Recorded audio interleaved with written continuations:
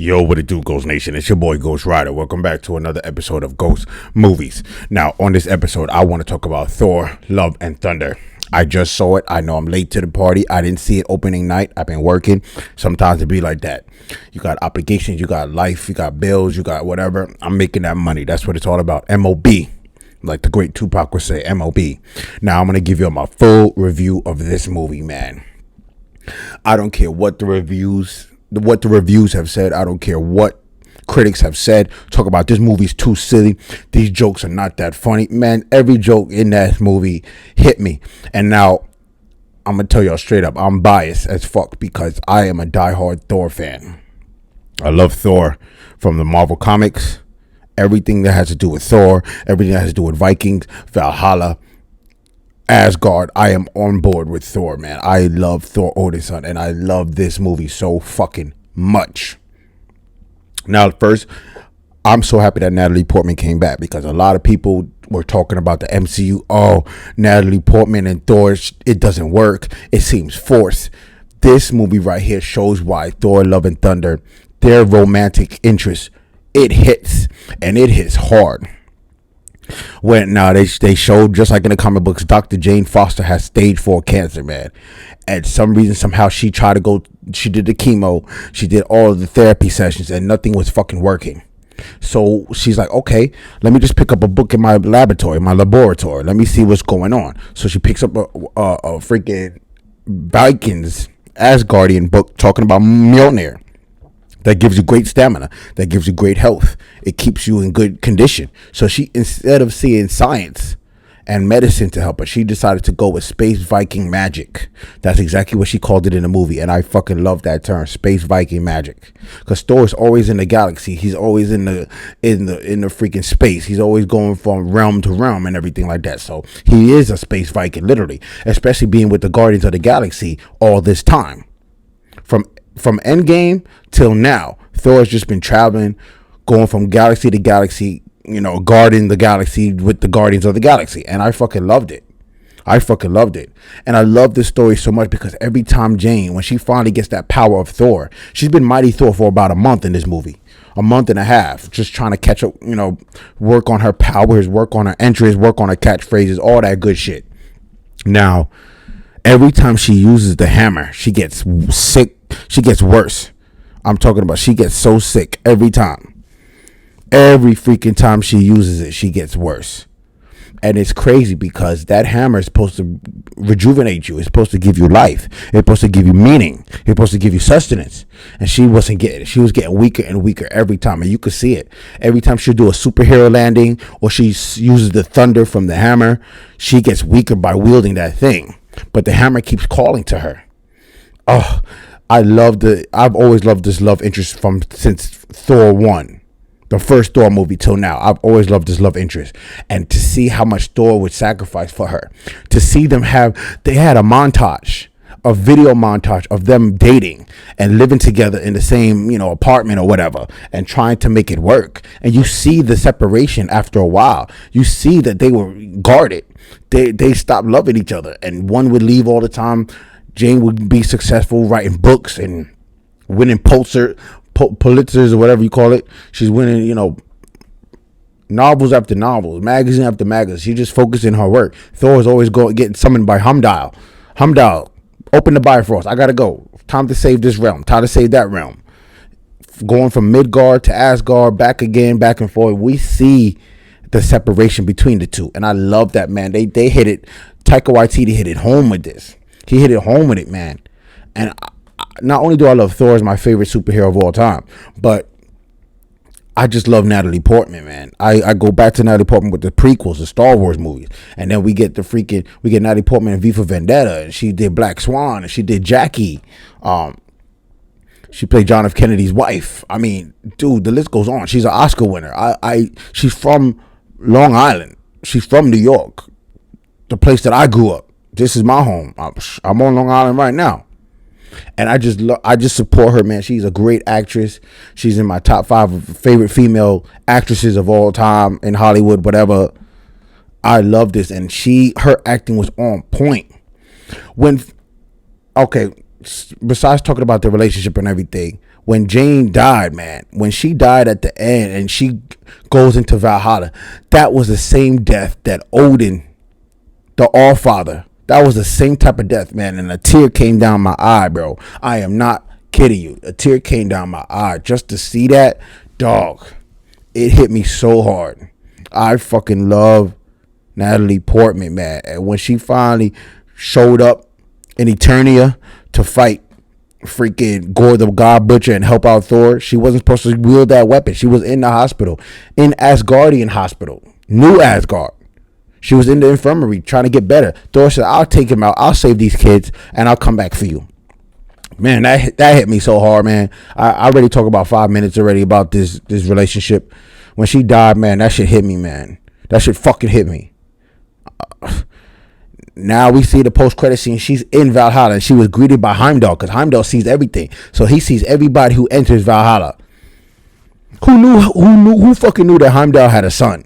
I didn't even know. When did he freaking beat it up with another Asgardian to have a son? Maybe when they were escaping Hela and they had to leave Asgard? Who knows? He was saving all the Asgardians. They were refugees. Maybe he was smashing when they were camping out somewhere, hiding. Axel is his name. Axel is his American name, his Earth name. And I liked how Thor gave Axel and all those kids his Thor powers for a limited time. And they all just started wrecking shop on those shadow demons that freaking Gore the God Butcher was summoning with that necromancy sword. Oh my gosh. Now let's talk about Gore the God Butcher, man. This dude was savage. A lot of critics and movie critics and everything were talking about, oh, I wish Christian Bale had more screen time. He had a lot of screen time, over 20 minutes. It got to be between 15 and 20 minutes of this movie. He had screen time. This guy was killing everybody. He was kidnapping these kids. He didn't give a shit. He wanted to bring back his daughter. That was his mission. And he'll do whatever it takes to bring back his daughter. The gods have betrayed him. They let his faith die and they let his daughter die. In the desert, no food and water for months. Dude, I loved it. This movie is savage. This movie's in my top 5. Thor Ragnarok, I Kick You Out. And I'm bringing in Thor Love and Thunder, man. I love this fucking movie, man. Oh my gosh. So fucking good.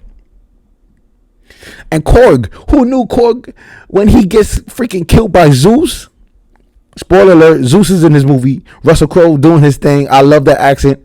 When he used his thunderbolt and he struck freaking Korg died. All you see is just his mouth and his eyes. I'm like, yo, this dude can't die. Then his rock body grew back. And who knew? I mean, shout out to the LGBT community, man. Much love to y'all. Do y'all thing. I will never judge y'all. Do y'all thing. Korg is gay. He has to mate with another rock creature to have a rock baby boy. And we see that. And we see him at the end going to the rock, I think a volcano, and getting into the lava pool, and they're mating. I'm like, yo, okay, do your thing, Korg. Do your thing, bro. Have a son. Do your thing. I love, man, this movie. Let's talk about the goats real quick, man. The goats, every time they scream, I was hyped. Every time they scream, I loved it. I love these goats. These goats are fucking amazing. Oh, my gosh. Those goats go ham, dog. Ham. Yo, this movie was fucking fantastic, dog. Oh my gosh, I loved it. Those ghosts were goated for me, man. Because in this movie, Thor's, his freaking Stormbreaker, sometimes they be acting up. It's trying to gain Thor's trust. Even though they've been together, they still don't have that on lock.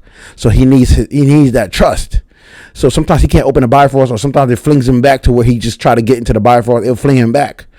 He was in New Asgard. He tried to go to the Bifrost, and they flinged him right back. It hit a statue on New Asgard. Crazy. So they had to use the goats to harness the power of Stormbreaker, open the Bifrost, and they connect the two goats to a boat, and they were able to go through the Bifrost and everything. Man, those goats are goated for me, man. Pun intended. I don't care. Those goats are goated. Facts. And I love when Gore the God Butcher captured King Valkyrie. And then he captured Mighty Thor, and he captured Thor, and he had them in the clutches, and he covered their mouth up with those shadows. Those shadow demons he had them tied, and he would go and just freaking depict He would break down everybody and what's going on. He could read their mind. He could read their thoughts. Yo, Jane, you're gonna die soon. Yo, Thor, you're trying to sacrifice yourself for this girl. You love her. You're in love with her. King Valkyrie, how do you feel that your sisters died on the battlefield? You're the last Valkyrie. He made freaking Valkyrie cry. Savage. And I love that Thor kills Zeus, man. I was like, yo, he uses Thor's own thunderbolt and killed freaking Zeus. Not kill him, but he injured him. Because in a post-credit scene, we see Zeus getting all pissed. He has his freaking concubines and stuff trying to heal him with the hole in his chest, and he's talking to Hercules. Hercules is canon. Hercules is in the MCU because Hercules is in the comic book, and he is comic book accurate. That outfit is Hercules in Marvel Comics. Bruh, I can't wait to see Hercules. He's going to try and kill Thor in the next movies. Thor's coming back. Chris Hemsworth's coming back. There's going to be probably a Thor 5. And now let's talk about real quick. Thor's a daddy. Thor has a daughter. Gore the God Butcher finally was able to go to Eternia and ask for his daughter to come back. And Eternia, I think it's Eternia, that God brought back his daughter. And now Thor is a freaking daddy raising this kid. They're living in some kind of spaceship. They're living in some kind of apartment or whatever. And every time they go out, Thor gives her Stormbreaker and he has Mjolnir back. Because after Jane died, Mjolnir comes back to Thor. And they're going out and they're killing all those aliens on the beach or whatever, trying to protect that community that oh man. Thor is a daddy now. He's cooking her pancakes and stuff. I'm like, what? She's coloring the freaking Mjolnir. She's painting it. Whoa. To see Thor as a father, man, that just hit me, dog. That hit me so hard. Wow. I am just beyond this movie, man. I have to see it again. I have to watch it again. This movie is so freaking good. I enjoyed myself. I enjoyed my time being here. Dog, this movie is fucking fantastic and I loved it from start to finish. Oh my gosh. Y'all need to go see this movie. Fuck what the critics say. Fuck everybody. This movie is fantastic. It is goated. It is the best. The best. I loved it. I love the relationship between Thor and Jane. They finally admitted that they love each other. They're in love with each other. They're kissing and making out. That scene on the boat when they're looking at those space dolphins. They always travel in packs of 6 while they're riding to Eternia. It's crazy. While they're riding to, not Eternia, they're going to the space realm where Gore the God Butcher is. And you see Jane opening up to Thor, admitting that she has cancer. And you see Thor saying, I love you. I care for you. It's been 8 years, 6 months or whatever. I missed you. You're the one I've ever loved. I've been lost without you. Man, that love's, I'm telling you, I shipped them from since the first movie. And now it's just even better. It's fucking even better. I love this movie so fucking much. Alright, y'all. I just spoiled the fucking shit out of this movie. Y'all had to have seen it by now because I just saw it. So good. I'm going to go see it again until it drops on Disney Plus. I'm still going to buy the Blu-ray, the Steelbook, 4K, whatever. I love Thor so much. Thor is, he's the reason why I want to get into writing scripts and doing movies because of Thor. Comics, whatever. I used to draw. I'm about to get back into drawing. If I can make my own comic book after I write my own script, I'm going to do it. Go see this fucking movie. It was fucking fantastic.